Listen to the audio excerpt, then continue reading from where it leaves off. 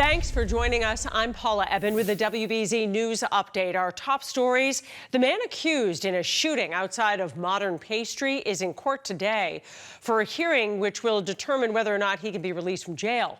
Patrick Mendoza was arrested after more than a week on the run for allegedly shooting at someone on Hanover Street in the North End. The target wasn't hurt, but a bullet shattered the bakery window at Modern Pastry. Boston's licensing board has since suspended the food and liquor licenses of Mendoza's restaurant, Monica's Trattoria, until a new manager is appointed and approved. There is new information in the search for a hit-and-run driver who killed a 4-year-old boy in Hyde Park. Police now say they're looking for a gray Chevy Spark between the years 2016 and 2022. Investigators believe it's the car which hit Ivan Pierre on Wood Avenue last week. The image on your left is what that car looks like. Surveillance video from the night of the crash is there on the right.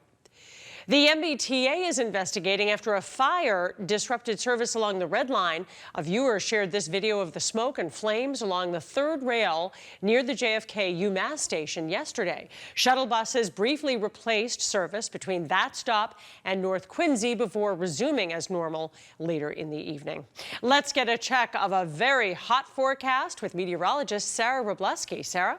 We've got a couple weather alerts that we're tracking, of course. One of them is a potential heat wave that could be kicking off today, but it's going to be those feels-like conditions. You combine that humidity, it will feel like it's in the mid to upper 90s, even low 100s later on this week. But also we have the threat of some scattered strong to severe storms on Thursday. And of course, the combination of those two are what's really going to be why we have this elevated weather alert. Now out there today, oh, look, it's one little cloud. Looking pretty good. Temperatures in the mid 80s, dew points in the 60s. It's a little bit hazy. We still have some of that wildfire smoke, and I do expect temperatures to continue to climb close to 90, kicking off that heat wave for some areas today, especially north and west of Boston. South Coast, Cape and Islands, you'll be the coolest with that wind off the water. Come tomorrow, still cool along the coast, but inland spots, the worst of the conditions will be from noon to 6 p.m. and we do have a heat advisory, meaning watch for those feels-like conditions to be in the upper 90s.